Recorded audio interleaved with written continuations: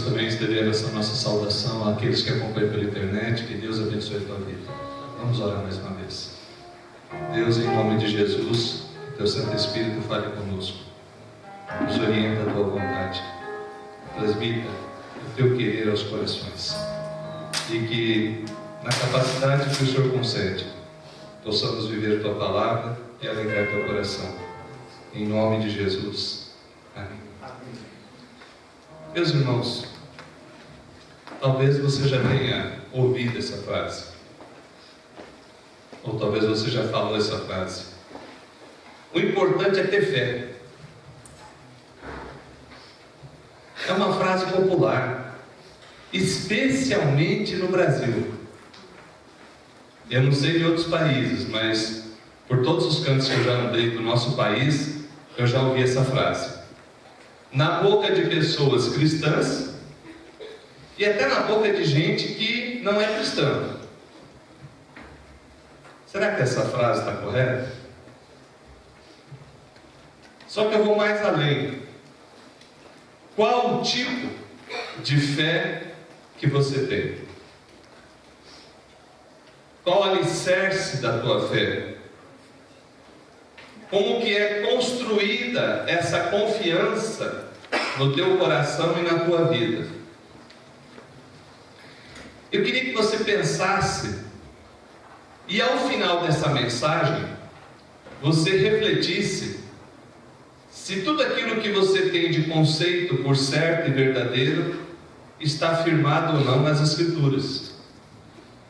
Porque se não tiver, que você tenha a humildade de dizer: meu Deus, me perdoa, a minha fé estava firmada numa base errada.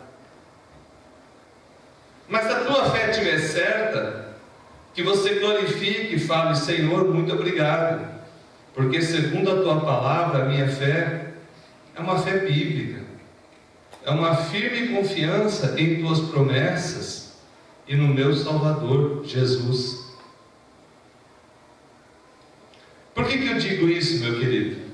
Minha irmã, meu irmão, nós começamos uma sequência de mensagens aqui. O pastor Anísio trouxe uma introdução ao período da Reforma, e ele trouxe uma mensagem sobre sola Escritura, ou somente as Escrituras Sagradas. E hoje eu quero trazer uma mensagem sobre mais um dos 5 solas, que é somente por fé, ou sola fide. Quando falamos isso, é necessário a gente entender o contexto dessa frase.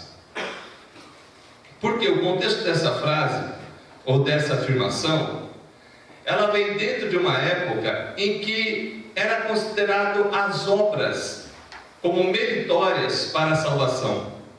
Por exemplo, a Jaqueline se esforça, ela vem, faz uma penitência, faz isso, faz aquilo, então ela conseguiu a salvação para ela.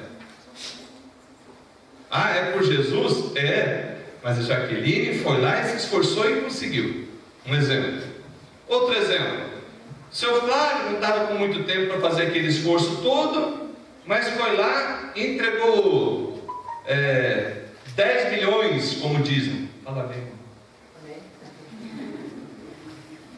Por que quando a gente fala de valor alto, irmão, tem dificuldade de dar amém?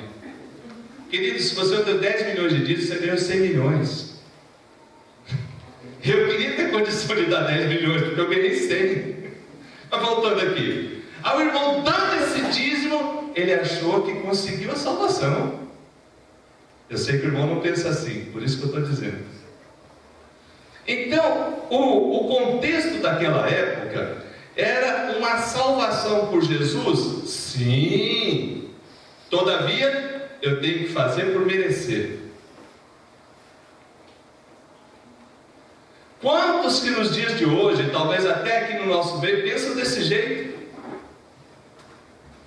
Mas não pense vocês que esse pensamento é próprio da nossa época, da nossa cultura. Naquela época acontecia, antes de Jesus o pensamento era parecido, mas na época de Lutero havia também no coração desse reformador uma grande luta a esse respeito.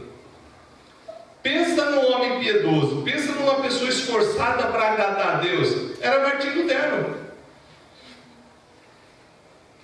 Ele era tão temente a Deus, entre aspas, do jeito dele, que após ele sair do confessionário, ele voltava, porque aí lembrou de algum pecado e quer confessar de novo. Porque naquela época o perdão era alcançado através da confissão por sacerdote. Olha que interessante.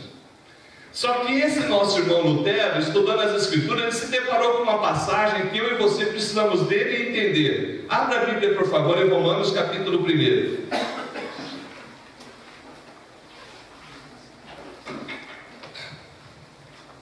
Esse texto talvez seja conhecido por você, já deve ter lido ou pensado sobre ele.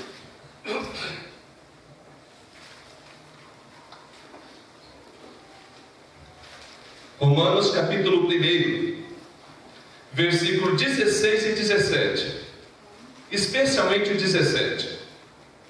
Romanos capítulo 1, carta de Paulo aos Romanos, capítulo 1, versículo 16 e 17.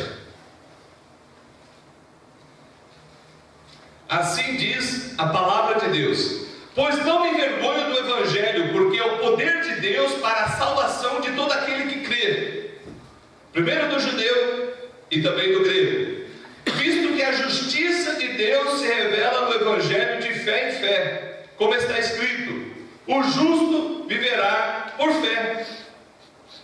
Segundo consta a história, Martinho Lutero estava pagando uma promessa e começou a refletir sobre esse texto. E falou: se é por fé, o que eu estou fazendo aqui? Para que eu estou crucificando e sacrificando a minha carne, se é somente por fé? E aquilo trouxe um impacto abençoador e terrível na sua vida. Terrível porque ele teve que analisar que todo o seu esforço era em vão. Repare bem o que eu estou dizendo: esforço para a salvação. Frisa: esforço para a salvação. Lutero teve que chegar a essa conclusão: se o justo viverá por fé, se é por meio da fé, não pode ser por meio das obras.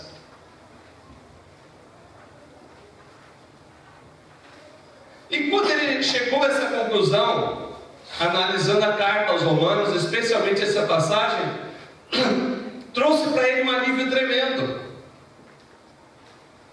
Mas vamos pensar no que diz essa passagem, juntando com outras. Por exemplo, na carta aos Gálatas diz assim: sabendo contudo que o homem não é justificado por obras da lei, e sim mediante a fé em Cristo Jesus, também temos crido em Cristo Jesus para que fôssemos justificados pela fé em Cristo, e não por obras da lei, pois por obras da lei ninguém será justificado. Romanos 3:20 diz assim: visto que ninguém será justificado diante dele por obras da lei, em razão de que pela lei vem o pleno conhecimento do pecado. Não são poucos irmãos dentro de nossas igrejas que fazem uma confusão tremenda entre lei e graça, lei e pecado, salvação por fé ou salvação por obras. E se Deus assim nos der graça, se o Espírito Santo iluminar a tua vida, queremos tirar essa tua dúvida, para que essa dúvida saia totalmente do teu coração. Vejamos, o que são obras da lei aqui? São os mandamentos que Deus ordenou que fizéssemos. Esses mandamentos, eles são horríveis? Não. Esses são mandamentos para maltratar a gente? Não.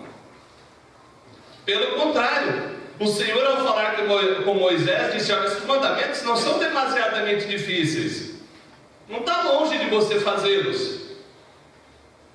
Só que se alguém cumprisse aqueles mandamentos, ele poderia falar que está fazendo o pacto de obras e sendo salvo através das obras? A minha compreensão é que não. Porque a lei manda obediência perfeita. Talvez a grande dificuldade das pessoas entenderem que não há salvação por obras é que a lei de Deus manda a perfeição 100% do tempo, em 100% das atitudes. Vamos supor que alguns de nós aí, muito forte, muito capacitado, cheião mesmo da unção, conseguem cumprir 80 anos, 364 dias de obediência perfeita. Eu não sei, mas vamos dar um exemplo. Aí vamos supor que naquele último dia ele pecou. Aquele pecado traz a morte. Aquele pecado traz a morte. Aquele pecado merece a punição de Deus. Mas pastor, será que Deus não vai olhar todos os 80 anos que ele fez certo? Meu irmão, fazer o certo não é mérito. O certo deve ser feito porque é certo. A obediência porque deve ser. Então, quando nós falamos das obras da lei, lá do Antigo Testamento, é para nos mostrar que nós não conseguimos satisfazer 100% da justiça de Deus, porque somos pecadores por natureza, e por natureza filhos da ira. Não é que a gente não faça coisa boa. Presta atenção, olhe para mim, por favor. Não estou dizendo de que o homem natural não faça nada de bom. A teologia reformada não diz isso. A teologia reformada diz o seguinte, que a gente não faz nada de bom segundo a vontade de Deus, e que agrade a Deus, e que seja para a nossa salvação. Alguns se equivocam, colocando como se nós achássemos que todo mundo só está fazendo mal 100% do tempo. É lógico que não. Existe freio social, existe graça comum. É a mão de Deus, o Espírito Santo freando para que o homem não seja tão ruim quanto ele pode ser. Mas o que a gente confessa e crê e fala é que o homem não pode fazer nada para a sua salvação, para que não caia na condenação eterna. Então, quando a gente fala de obras da lei, elas apontam para Cristo. Vamos pegar aqui um exemplo simples. Sacrifício de animal. Você acha mesmo que matar um bichinho purifica pecado? Não. Mas Deus mandou fazer daquela forma, e ao fazer você está exercendo fé no que Ele disse, fé no que Ele mandou. Eu vejo salvação por fé no Antigo e no Novo Testamento. A pessoa vinha de longe, chegava no templo, entregava para o sacerdote, trazia conforme Deus estabelecia. Se tinha muito, trazia era uma coisa, se tinha pouco, trazia outra. E chegando ali, apresentava, e tinha que ser apresentado do jeitinho que Deus mandou. Não é de qualquer maneira. Alguns no Antigo Testamento quiseram achar que a palavra de Deus era de qualquer maneira e se deram mal, morreram. Uzá e Aiô eram duas pessoas que foram tocar na arca porque a arca ia cair. No que tocaram na arca, morreram. Porque Deus falou que ninguém podia tocar naquela arca. E sabe qual é o problema nosso? É a gente achar que a palavra de Deus não é bem assim. É achar que o que Deus diz, eu posso dar um jeito. Eu posso relativizar alguns textos e me apegar só a outros. Não. Então no Antigo Testamento está nos mostrando que é por fé. No Novo Testamento também mostra que é por fé. E na carta de Paulo aos Romanos mostra claramente que é por fé. Fé em quem? Aí que eu quero me deter um pouco mais. A Declaração de Cambridge, que foi elaborada no ano de 1996, no século passado, ela trata a respeito desse assunto, quando ela coloca o seguinte: o que aconteceu com o sola fide da fé reformada? Aí ele coloca assim: a erosão do artigo primordial. Porque alguns colocam que quando somente a fé, somente por fé em Jesus, é retirado da igreja, todo o restante desmorona. Isso que eu vou ler agora está no boletim, depois você pode acompanhar, ou se quiser pode olhar agora. A justificação é somente pela fé, somente por intermédio da fé, somente por causa de Cristo. Este é o artigo pelo qual a igreja se sustenta ou cai. É um artigo muitas vezes ignorado, distorcido e por vezes até negado por líderes, estudiosos e pastores que professam ser evangélicos. Embora a natureza humana decaída tenha sempre recuado de professar sua necessidade da justiça imputada de Cristo, a modernidade alimenta as chamas desse descontentamento com o evangelho bíblico. Já permitimos que esse descontentamento dite a natureza de nosso ministério e o conteúdo de nossa pregação. Muitas pessoas ligadas ao movimento de crescimento da igreja acreditam que um entendimento sociológico daqueles que vêm assistir aos cultos é tão importante para o êxito do evangelho como é a verdade bíblica proclamada.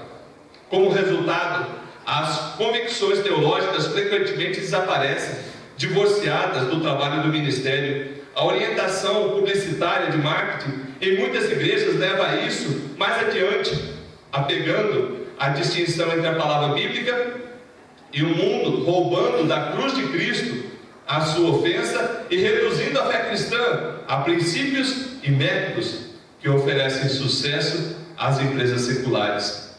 Embora possam crer na teologia da cruz, esses movimentos, na verdade, estão esvaziando-se do seu conteúdo. Não existe evangelho a não ser o da substituição de Cristo em nosso lugar, pela qual Deus lhe imputou os nossos pecados e nos imputou a sua justiça. Por ele ter levado sobre si a punição de nossa culpa, nós agora andamos na sua graça como aqueles que são para sempre perdoados, aceitos e adotados como filhos de Deus.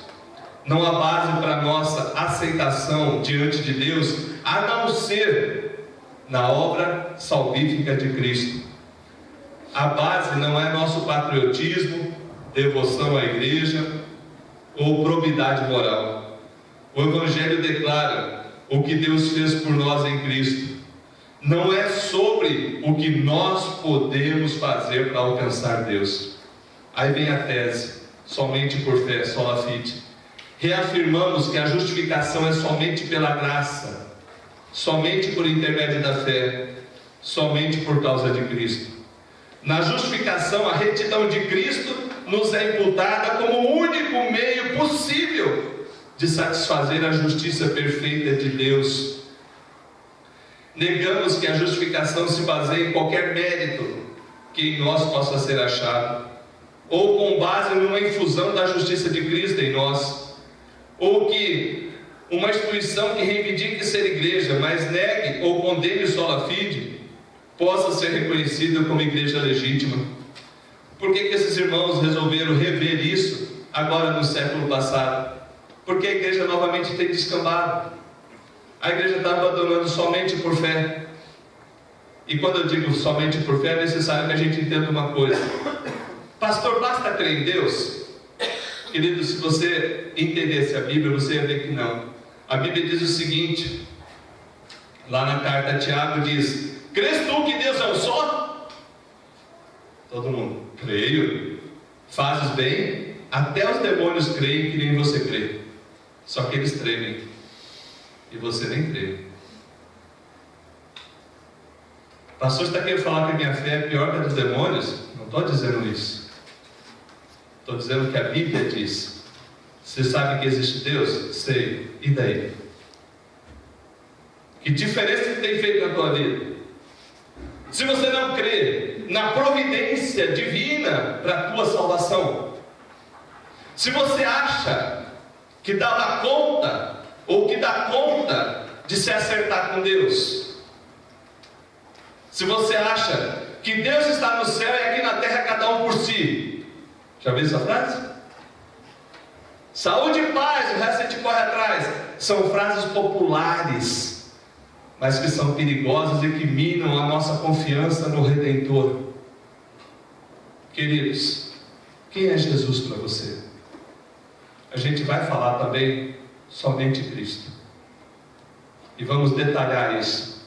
Mas hoje é importante eu frisar que essa fé não é fé no nada, não é fé em um Deus ecumênico, não é fé em um Deus qualquer, não é fé no Deus do fulano e de ciclano, é fé no Deus e Pai de nosso Senhor Jesus Cristo. E quem é esse nosso Senhor Jesus Cristo? É aquele que morreu numa cruz por mim e por você, e o que Ele fez foi em nosso lugar. Então, quando eu creio nele, a punição que os nossos pecados mereceram e a justiça de Deus que foi satisfeita é aplicada em mim. Mas pastor, então há um mérito nesse crer? Também não. Por isso que Paulo, ao escrever aos Efésios, falou: olha, pela graça sois salvos mediante a fé, e isto não vem de vós, é dom de Deus, para que ninguém se glorie, porque somos feitura dele, criados de antemão para as boas obras que ele já preparou. Efésios 2, versículo 8 e 9. O que isso quer dizer, meu amado irmão? De que a nossa salvação é única e exclusivamente pela fé que eu deposito no que Cristo fez. E ao fazer isso, Deus aplica em mim, Deus aplicou em mim a justiça de Cristo. Ou seja, Ele me vê como purificado por meio de Jesus. Pastor, então não preciso fazer nada? Opa, quem disse isso? Foi eu? Eu não falei isso. Eu não disse isso. É que alguns acham que quando nós falamos que é somente por fé, eles acham o seguinte, que você vai descambar, bagunçar, badernar, zombar de Cristo e vai ser salvo do mesmo jeito. Não vai! Não vai! Mas pastor, se ele é um eleito? Se ele é um eleito, ele ama a Deus. Se ele é um eleito, ele quer obedecer, ele quer viver para Deus. Ele não vai treinar baderna, dizendo só fé, só fé, só fé. Essa fé é mentirosa, é blasfêmia. Não se iludam, meus irmãos, como diz a palavra de Deus, as más conversações corrompem os bons costumes. Quando alguém pega uma teologia errada e constrói ela em cima de coisas erradas, não vai sair coisa boa nunca. Mas nós queremos afirmar de novo: a nossa salvação é única e exclusivamente através do que Cristo fez. A consequência disso é que eu vou viver em gratidão ao meu Deus, obedecendo, me esforçando para obedecer, tendo a santificação como meta. Eu quero viver uma vida correta porque o meu Deus merece. Só que eu não confio no meu viver uma vida correta como meio para a salvação. Entendeu isso? Porque eu sei que a minha vida correta, ela pode andar bem 1 dia, 2 dias, 10 anos, 20 anos, mas nunca será 100% perfeita. E se eu falhar uma, já cai tudo. Com Cristo, eu estou purificado sempre, justificado sempre, de uma vez por todas. Aleluia. Eu dei um exemplo, eu preguei essa mesma mensagem na comunidade de Gólgota, e eu dei um exemplo que é a consequência do pensamento popular. Você quer ver a consequência do pensamento popular? E se você tiver esse pensamento, cuidado, Deus está falando contigo para você rever. Eu estou sem pecado, estou salvo. Pequei, estou perdido. Confessei, estou salvo. Pequei, estou perdido. Estou salvo, estou perdido. Estou salvo, estou perdido. Estou salvo, estou perdido. Que vida doida é essa?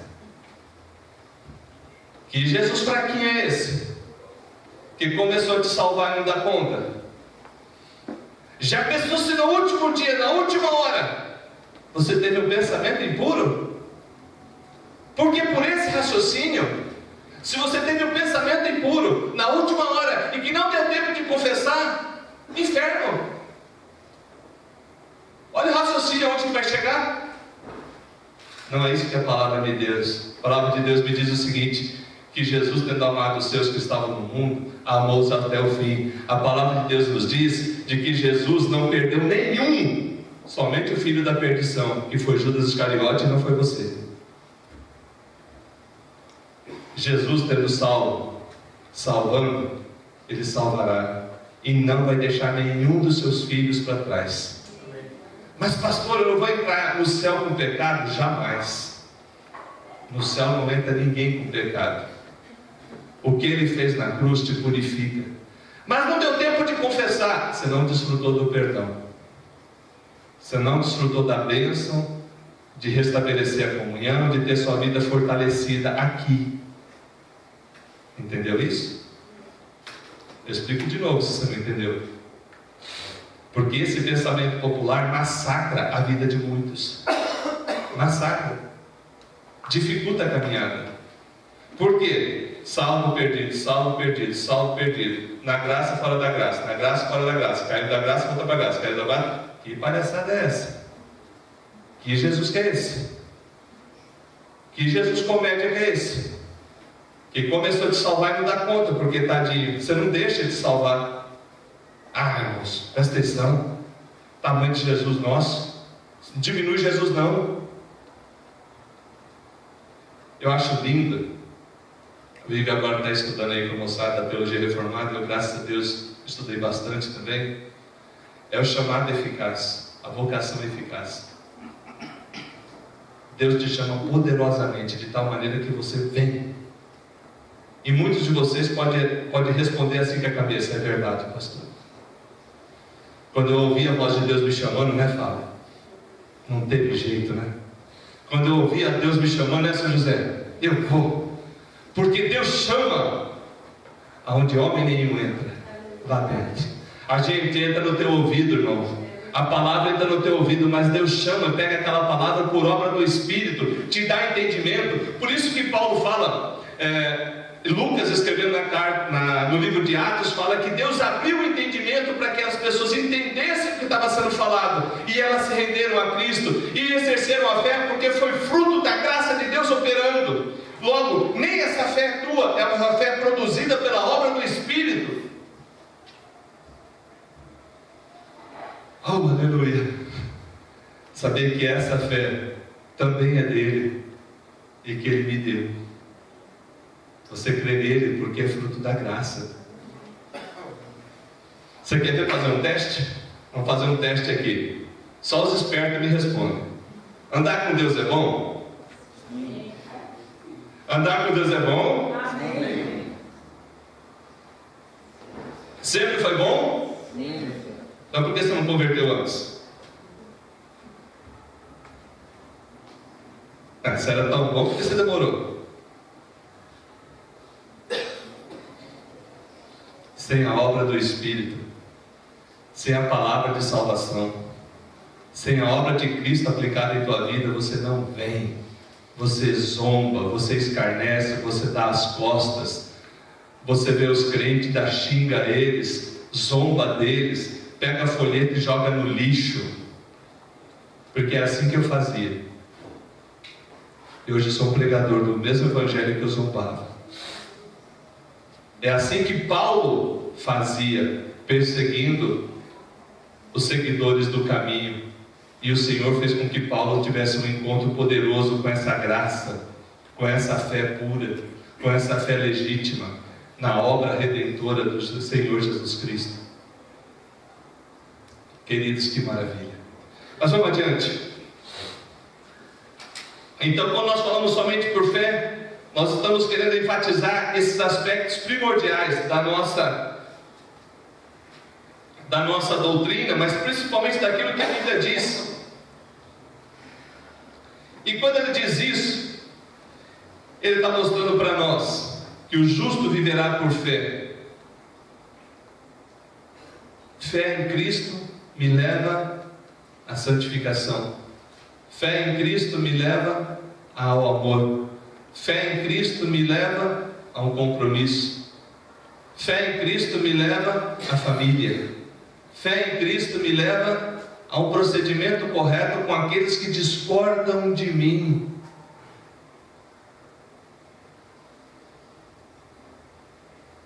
Pensou nisso? A fé em Cristo não leva você a ser um ignorante e zombar dos outros. A fé em Cristo não torna você um animal selvagem pronto a destruir qualquer um que não pense igual a você.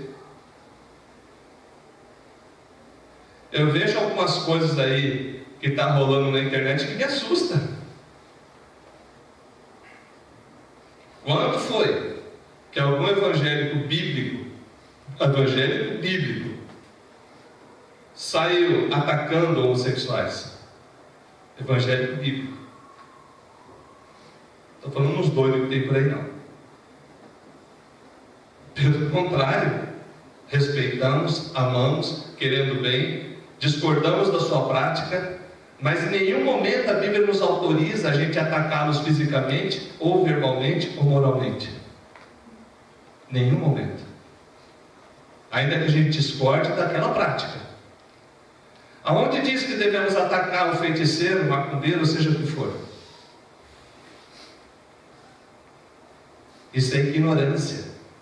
É também desconhecer que a Bíblia diz que nem por força, nem por violência, mas pelo meu Espírito, diz o Senhor na palavra, que se alguém vai ser convencido dessas verdades, não é por causa da tua ignorância ou da tua habilidade, é porque Deus assim o convenceu, assim como aconteceu contigo. Então repare que somente a fé é um artigo primordial, que se eu tiro ele, a fé, a igreja se torna um grande clube, um lugar legal de estar reunido para autoajuda, um lugar legal de estar reunido para eu me sentir bem, mas não para glorificar e honrar o autor e consumador da fé, o meu Redentor, o Deus Todo-Poderoso, Deus Pai, Filho e Espírito Santo. Olha o perigo. Então, aonde que está a sua fé?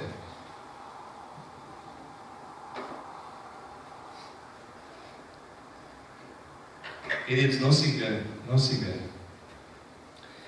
A nossa confissão de fé, ela fala a respeito dessa fé salvadora. E ela diz assim: a fé é de diferentes graus, é fraca ou forte, pode ser muitas vezes, de muitos modos, assaltada e enfraquecida, mas sempre alcançará a vitória, atingindo em muitos uma perfeita segurança em Cristo, que não é somente o autor, como também o consumador da fé. Quem aqui já teve altos e baixos na fé, além de mim? Tem uma turma que nunca teve, aleluia. Aleluia, do céu é a cara. Acho que todos nós, irmãos, todos nós. Tem hora que a nossa fé parece que está abraçando Deus. E tem hora que parece que o capeta está puxando a cordinha assim e levando. Esse momento de luta é luta à toa. Mas não é que Jesus deixou de ser presente, deixou de ajudar, deixou de salvar ou deixou de te justificar. Deus não te abandona quando você peca. Por isso que a Bíblia diz: não entristeçais o Espírito, não apagueis o Espírito. A Bíblia nunca diz: não expulseis o Espírito Santo. Pode procurar, não tem. Porque se o Espírito Santo é o selo, é a marca dessa justificação, ela não pode ser retirada. Só que quando a gente apaga o Espírito, quando a gente entristece o Espírito, essa nossa fé, que foi obra do Senhor em nós, ela fica ofuscada. Assim pode acontecer comigo, com você, momentos de alternância, momentos de fraqueza. Só que por causa de Cristo e do amor dele por ti, ela prevalecerá. Diz que o justo não ficará prostrado. O Senhor te levantará, o Senhor te fortalecerá, porque fiel é aquele que te chamou à comunhão, fiel é aquele que te trouxe para junto dele, e das mãos dele ninguém pode tirar você. Das mãos do Senhor ninguém te tira.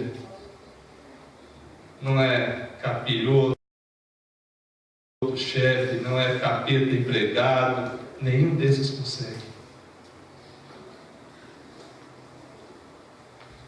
Voltando no início, onde está firmada a tua fé?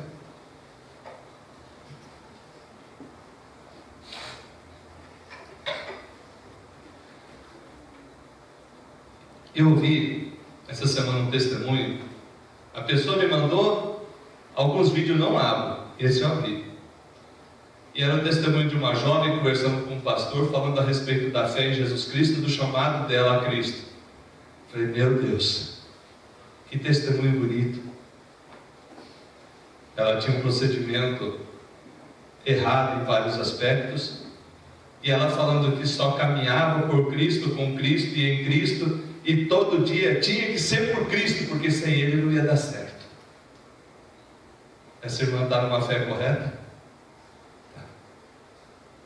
Ela tem a plena consciência que a sua capacidade a incapacita, mas de que a que vem do Deus, ela dá plenitude, ela dá vitória em meio ao deserto, vitória em meio às lutas. Saber que o meu Redentor vive, foi o que disse Jó, e por fim me levantará. Não importa que eu esteja cheio de tumores, que a minha família abandonou, que eu perdi toda a minha parte patrimonial, Deus é o Senhor da minha vida, disse Jó. E você? Tem essa fé, meu irmão? Se a tua fé está baseada em sua própria capacidade, fala assim, Senhor, tem hora que eu me acho, me perdoa. Tem hora que eu acho que eu resolvo tudo, e eu sei que eu não resolvo. Eu quero andar contigo e caminhar contigo. Me ajuda, Jesus. Me ajuda a te agradecer por tão grande salvação. Aí você vai notar que a caminhada fica mais fácil. Porque você não está confiando em você. Você sabe que ainda que você caia, você tem o teu ajudador, você tem o teu advogado, você tem aquele que está junto, que te levanta, te dá perdão, te dá graça, te capacita para prosseguir. A igreja precisa proclamar que é somente por fé em Jesus Cristo, não por capacidade humana, não por habilidade em esconder pecado. Presta atenção. Não por habilidade em ocultar erros, mas confiando que os teus erros são perdoados em Cristo, e Ele vai te conduzir até o último dia. E essa fé te leva a uma santificação, te leva a uma gratidão. Eu quero encerrar com um texto que alguns confundem também, na questão de Tiago. E aí, é por fé ou é por obras? Tanto é que muita gente hoje em dia ainda faz confusão na carta de Tiago, como se Tiago estivesse ensinando que nós somos salvos pelas obras. De forma nenhuma. Mas Tiago chega numa hora que ele diz o seguinte: você tem fé? Mostra-me a tua fé sem as obras, que eu com as obras te mostrarei a minha fé. O que Tiago está querendo dizer? Aqueles que creem em Deus evidenciam isso. Aqueles que exercem fé legítima em Jesus Cristo vão manifestar visibilidade dessa fé com atitudes que agradam a Deus. Tiago não está contradizendo Paulo. Tiago está mostrando que Paulo já frisou, que nós somos salvos para as boas obras que de antemão Ele já preparou para nós. Efésios 2, versículo 9. Tem coisas que Deus quer que você faça, e fazendo você vai agradá-lo, e vai testificar para esse mundo de que o Senhor, o teu Redentor, vive, Jesus. Então não há contradição entre fé e as obras. As obras é fruto da nossa gratidão e do mover dele em nós. E todo cristão que tem capacidade, ele vai testificar da obra de Cristo. Mas eu não poderia encerrar essa mensagem sem falar de um aspecto importante, pelo menos eu acho. Como é que fica aqueles que não podem exercer a fé? As crianças, os que têm problema mental e tantos outros. Já me perguntaram isso. E eu tenho uma resposta muito simples. O Senhor é poderoso para salvar, mesmo que Ele não consiga expressar essa fé. Porque a obra do Espírito acontece quando e onde Ele bem entender. Então, por exemplo, uma pessoa que tem dificuldade mental pode ser salva pela obra do Espírito, sem problema. Uma criança eleita pode ser salva pela obra do Espírito, sem problema. Uma coisa eu tenho certeza, é que eu não sei quem são os salvos, e nem você. Eu não sei. Mas eu sei que o Senhor é poderoso para salvar, e nenhuma gota do sangue de Cristo foi desperdiçada. Ou será? Nenhuma gota, nenhum pingo do seu sofrimento ficará em vão. Fique em pé.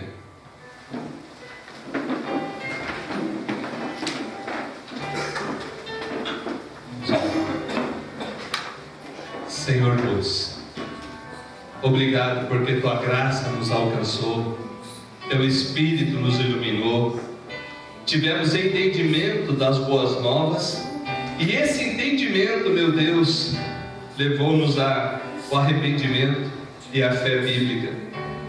Louvado seja o Senhor, que do início ao fim é o Senhor em nós, o Senhor é tudo em nós. Aleluia. Pai, a gente não acha que consegue continuar sem o Senhor, ou de que em algum momento deu certo sem o Senhor. A gente sabe, Deus, que só prosseguimos é com a Tua presença. Te louvamos e Te adoramos por Tua palavra que diz que é somente por fé. E queremos sim, meu Deus, viver e demonstrar nessa terra a comunhão que temos contigo através de atitudes corretas, atos de amor, boas obras que Te glorifiquem e não que venham a nos trazer vaidade. Livra-nos, Deus, da arrogância e da soberba. Livra-nos, Deus, da pretensão de achar que conseguimos fazer o bem alheios ao Senhor. Abençoe Teu povo, leve-os debaixo de paz e segurança. Que a graça de nosso Senhor e Salvador Jesus Cristo, o amor de Deus nosso Pai, o consolo, o conforto e a presença do Espírito Santo esteja com todo o povo de Deus hoje e sempre. Amém. Quer sentar, meus irmãos?